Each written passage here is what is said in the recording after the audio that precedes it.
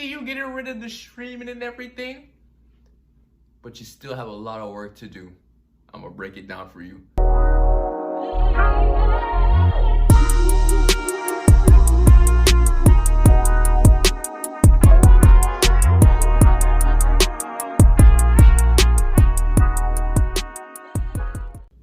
Welcome back. You are in the presence of the President, Sean Williams. Welcome back to the Safe Room, everybody. I hope you guys are doing well. And today, we got a special episode, especially for all the people who get to celebrate the fact that streaming is over. It's done.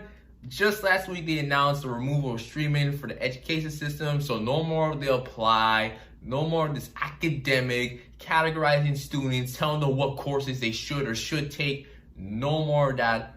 I'm absolutely happy. I'm ecstatic for that. But there's a lot of things that still need to be done, which I'm going to address. So make sure you can't speak today. Make sure you tune in to the entire episode.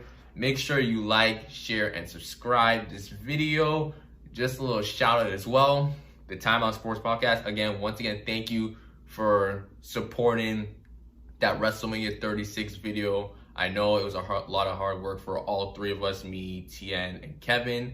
And starting July 27th, we will be doing weekly episodes. We'll try to go on a weekly schedule, make sure everything's consistently. This goes the same for the Safe Room. I'll try to drop, more videos on July 31st. Just moving forward. Can't be a promise, but I'll try my best. But yeah, let's get straight into it. So with streaming, during my high school career, it definitely was something that was a topic you really couldn't just dismiss. There's always students complaining that why can I not take this course? Why can I not take that course? Or, people are saying, oh, it's best suited if you take this instead of that, especially what career or what pathway you're trying to go through. So basically the whole point of the apply and academic system there is that for the applied courses, it was basically if you want to take a pathway for college, and for academic, it was more for the pathway of university.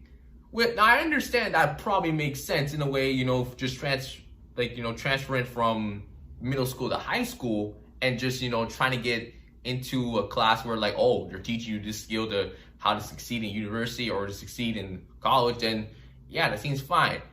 But really, it wasn't working because it was more than just picking students, or students, should I say, picking the classes.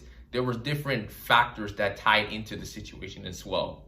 So basically, what were those factors? Race. Basically, for a lot of Black students, they were being placed into applied courses, and it was a huge number that did not seem to decrease. Sure, it fluctuated, but the numbers were still getting higher and higher by the time. And it was really frustrating as a Black student, especially for me, from my experience going into grade 9, how I was placed into applied science when I was not even asked, or I wasn't even meant to go there in the first place. I had to fight with counselors at my school saying I did not go for applied science. I wanted to go for academic science. And that's some of the issues that Black students go through too. They're placed into a situation that they never asked to be put into. So that was just really hindering the situation as a whole. So just last week, they announced that, okay, we're gonna remove the streaming, so there's no more of this academic applied. So that way, for Black students, if they wanna achieve something that leads them to university, then they could. Because again, there are some Black students that wanna go to university, but maybe it's just that they don't wanna be taught at a university type level in high school. Maybe it's okay, I wanna go to university, but I don't want to be automatically hit with the pressure. It's just I'm just starting in grade 9, even for some people just going year after year through high school. It's I just wanted things to take slowly. Now we all learn differently. We all have a certain learning style that we can adapt to. So that's respectable. So I hope now that with this streaming gone, that there's some issues that I'm going to address that they will do correctly. So with that being said, I think one important thing is the material. Exactly what you're actually going to teach to students. Now, this has been an issue that has been going on for a long time, And it doesn't even have to be part of this conversation. This could be a whole conversation by itself. But I think it's really important that the material that some of the students are getting is meaningful. Because there have been times that I've got material, even now university, that's meaningless to me. But it's because I'm taking this, I have to do it. I need to get the grade. I need to pass, you know? But for some students, it's just like, I don't want to do it.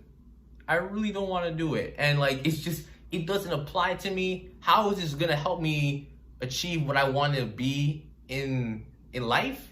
And also, it's not even interesting. Like, even the word they choose, it's not even interesting. It's boring, it's usually bland, and it really does not engage with the student at all. And teachers wonder why the student tunes out and says that I don't want to learn this, because honestly, not only is it boring, you're not even teaching it in a fun way as well, which we will address later. But again, I think the material is important. With all the stuff that's been happening in our communities and our societies, and the fact that we don't even hear 1 ounce of that information touched within the classroom, how we're still going back into textbooks, learning about Christopher Columbus, how he sailed the ocean blue, or we're learning about like World War I, World War II, all the women stuff we've been taught since we stepped into the education system. It's just like, how much more are you going to recycle this information and just put it back into our brains when truly we don't want to learn this anymore? And again, it has to do based with schools. Like certain schools are just like, again, based on the situation, there are students that's like, I've heard this before, I've heard that, and honestly, it doesn't interest me. Maybe I want to learn something about my culture. Maybe I want to learn something that has to do with my people. Why am I learning about other people when I can't relate to the people who came before me? In a sense, there's a gap. There's a learning gap between that. And with the student and the teacher, you're now fighting with each other. With the teacher's like, learn this, and the student's like, I don't want to learn it. It's just like you're battling heads, and that's just where there's more issues. So yeah, removing academic and apply does, I guess, like deteriorate the situation a bit. But at the same time, if you can't even teach in a way that's gonna make me want to learn more, it doesn't really matter at the end. So again, the material matters so much to the sense that students can learn, but also they can engage with the information and hopefully gain skills from what they're learning. Because again, that's really important. Like, I will be very honest. Like, I'm a person that if you teach me, if you were to write something on a blackboard, it's like, okay, I'm fine. Like, you know, I can learn like any type of stuff. For some students, if you start talking and rambling for like at least 10 minutes, most likely someone's gonna be on their phone, they're gonna tune out, they're not gonna pay attention, and then the teacher's gonna start blaming them because they're not taking the initiative to learn. No, it's because you are so boring that you are not being able to tap into what I wanna see. Maybe I don't wanna hear you talk for 10 minutes. Maybe I do better when stuff is on a presentation or on a video or it's hands-on. And it's surprising for something that was supposed to be academic and applied, and something that was supposed to be more of like a university pathway to college pathway, especially college pathway where it's hands-on. There were a couple applied classes that still felt like you were in like a lecture hall at a university. It was boring. Like, I'm not gonna lie with you. So from there, you're kind of breaking the boundaries from there and just shaping it into your own image. So I think having material that is useful, that applies to what academic and applied courses are supposed to do, and making sure that students are able to learn, but also have fun doing it as well. Because again, I don't think you just want to learn and then just kind of like become like a robot and not actually engage with the material and have conversation about it. Because that's the best part of it. But if you're able to do that, then that way students won't have the urge of saying, you know what, maybe I don't want to go to class, you know, once they're passing the hallway. They'll probably say, you know what, this ain't so bad, and you know what, I'm learning a couple things. And even though you may teach it in a fun way, and not every student will agree what material you're teaching, not everyone's gonna agree, and that's okay. But if they're able to say, you know what, even though this doesn't apply to me, you know, this is still useful stuff I can take, you know, in the future if the situation comes. That's progress in my eyes. So yes, removing the names or the labels academic and apply are good, But if you're not able to actually apply the information in a more intriguing way to the students, then what's the point? Which again stems to why it goes to learning styles for teachers. For teachers, there are some teachers that can be very boring in the classroom. I mean, you can after one class, honestly, you can tell how the rest of the school year is gonna be for you. Like if you have a teacher that is more of just talking and asking questions, but not really trying to engage with people, like you're just asking the question because you're being paid to, it just shows that you're not gonna have a deep connection. You're not gonna have a strong connection with the student at all. So when they're lost and they need help, they feel like I can't go to you, like you weren't connecting to me. So how do I believe that you have the answers that I'm looking for? And then maybe when they actually do come to you, you don't show that compassion to help the student. Again, it's just because you're getting a paycheck, you're there, and you're not actually caring for the students. Because when it comes to school, the students come first. I don't care what theories everyone's had, the students come first. That's how it's always been. So the learning styles do matter. There are some teachers who could show a little bit more discipline in terms of how they teach the material. There are teachers that are a little bit more loose and try to be too engaging, and that's where things can get really hectic.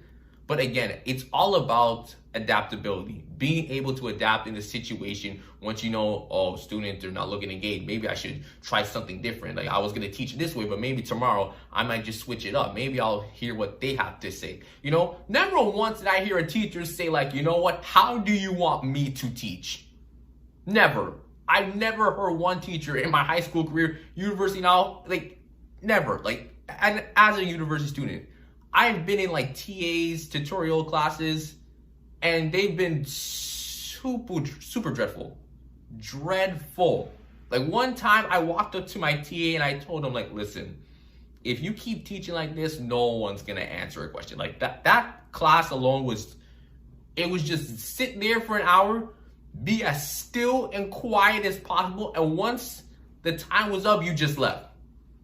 The TA would talk, but no one would say anything. It was rare that you probably get about 5 straight minutes of talking.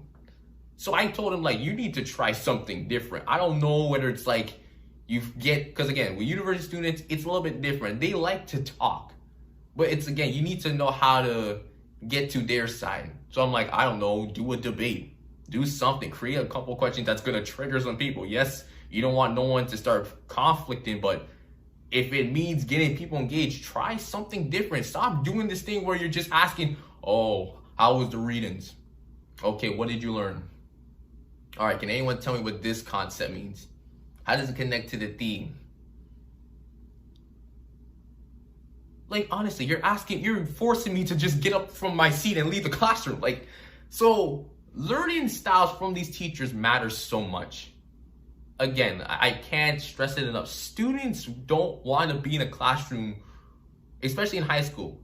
You talk for 8 hours straight, the same format.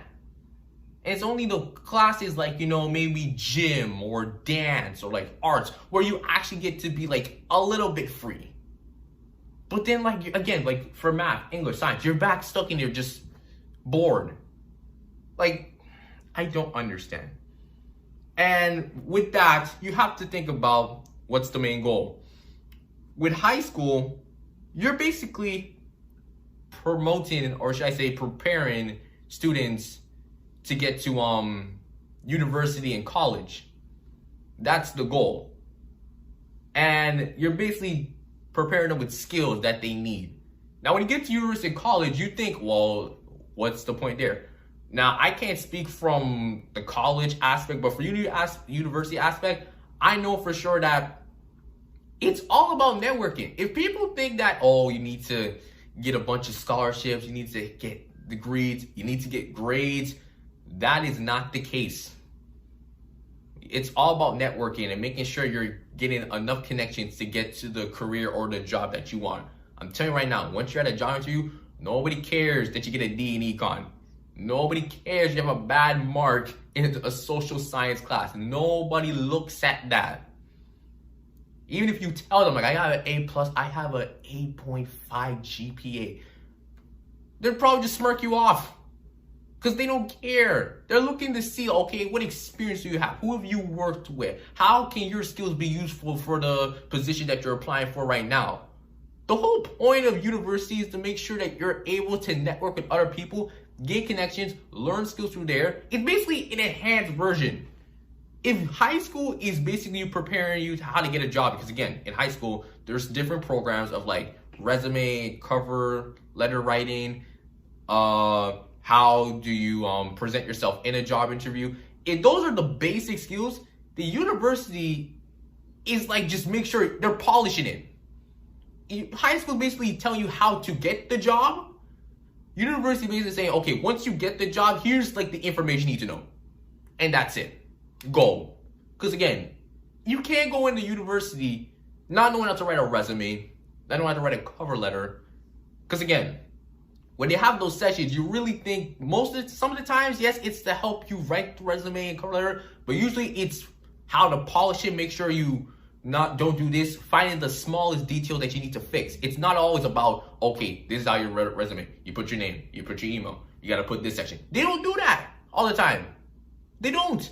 In college, I'm pretty sure it's the same thing. Because again, the whole point of college is that you get a certificate and you jump into employment. It's training.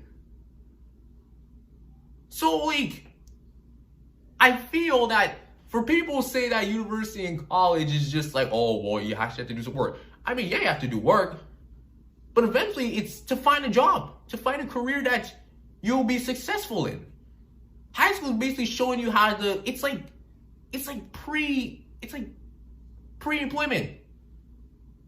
For some people, they may find a job in high school, but for most people, you're probably applying for like a TDSB summer camp job. Especially like, you know, if you're like grade 9, grade 10 or something like that. But eventually when you get out there, you gotta find other jobs. You need to use the skill set that you learned from high school, use it with the assistance of university and colleges and different centers that can help you, again, just polish you up, make sure you're a perfect candidate for the position you're trying to get to. They probably wonder, how does this have to do with academic and applied? Well, in a sense, one thing I never understand is why they categorize the entire thing. Why did they categorize it? Because again, I feel like you can teach university and college skills in one class. And eventually, like I said, with those classes alone, you're basically having to teach the skills. So once they get to university, they're there to just help you out. Again, make sure that everything's clean and crisp in terms of like, you know, getting a job and such. So I don't understand why high schools are finding it so difficult to just listen to the students. Because that's another thing too. Some of the people, some of the administration, the staff don't listen to the students. Yes, some students may not have the urge to do anything, but at the same time, it's not like you're trying to like motivate them or trying to understand how they're feeling as well. So that alone is just an issue. And I think there should be some accountability on the students, because not in the sense that they've done bad, but once I heard this announcement, I'm pretty sure that this was not just a 1 week thing. This is a decision that said, you know what, I think we should do this. No, this has been an issue for years. And there have been students who have been within the TDSB who've been to like board meetings and testified this and said, we're tired of being put into courses and classes that we never asked to be put in the first place. We wouldn't tell you that we couldn't do academic if we said we couldn't. We wouldn't tell you that, oh, I don't want to do academic. If I told you like, no, I want to be in academic. I want to study academic math, academic science, academic history, because I plan to go to university and get a degree and move on and get to my career job. We don't just say that just to show. We don't say that because we feel sorry for ourselves and there's some chip on our shoulder, even though there is a chip on our shoulder. I mean, that's what they see. It's an assumption. It's a stereotype. So I think there should be some accountability, because there are students who've been advocating for this for a very, very long time. And for every student who's been in that meeting, who's touched upon this, they should get some type of like credibility for this. Because again, this was not something that was just one morning they woke up and said, you know what, I don't like how the status of courses are in the education system with this applied academic. I think we should remove the streaming. No, it wasn't. And this is not to discredit anyone who was actually part of the result that happened recently. But I'm just saying, student voice matters so much. Because they have the power to honestly change policies, different things within school boards. Now, I know I mentioned the TDSB, but it doesn't apply to TDSB as well. It's Peel Region, Durham, all their school. And to keep in mind, it wasn't even those school boards that made the decision. It was the Ontario government. So that just goes to show, like, there should be accountability on students in terms of, like, the credibility for what they've been able to do. And then you have the staff. There needs to be accountability too, because there have been some staff members and administration that have been blatantly honest and said that, you know what, I think you should take this course. You don't want to take this. I think I can see you being this and that. Right there, you're basically cutting my lane. You're cutting the lane of the student to say, you can't go any further. This is the ceiling for you. Anything further is not in your reach. There needs to be some accountability. I'm not going to mention names. But you know, for staff, there have been some staff that have just been straight up saying, I don't think you should take this course. And there's no legitimate reason. They just say, oh, just trust me. Just trust me. It's better if you do this. It's better if you become a cosmetologist. Or it's better if you take this and that. Go to this route. It's absolutely, like, it's nauseating. It's crazy. So there needs to be some accountability on the staff and administration. Because you can't tell me that they've been, and again, I'm not trying to generalize, it's not all staff and all administration. It's not all. There are some staff who do care about the students and want to see them succeed and have been great support for them. But we're not going to ignore that, the fact that TDSB is just great. And nothing can go wrong and they're holier than thou, because they're not. These are just some of the issues. I haven't even touched everything, but I feel like these are the main ones. There's so many things that we can talk about. If there's anything that I missed, you guys can comment below in the video, but that's basically it. I just feel that, yes, removing the academic and the applied is a good step in the right direction, but there needs to be more done. There needs to be more things that need to be implemented to make sure that we don't be stuck in the same situation because of one change. You think that everything's fine, when truly we want to see more change. That wasn't even change. That was like a quick adjustment. That was like stage one. Okay, when's stage two? When are you gonna move on to the next thing? That's what we need to focus on for the students in different school boards. This is coming from someone who's in university. Like, I have nothing to do with this. I was just one of those advocates, one of those few advocates at the time that wanted streaming to end because I thought it was absolutely stupid. And seeing it end, I'm so proud. I just want to make sure students are not being robbed of their education because of staff and administration trying to reshape their futures. I don't want that. So yeah, that's how I really feel about the situation. But thank you guys for tuning into the Safe Room. You know what it is, your boy Sean Williams. I'll see you guys soon.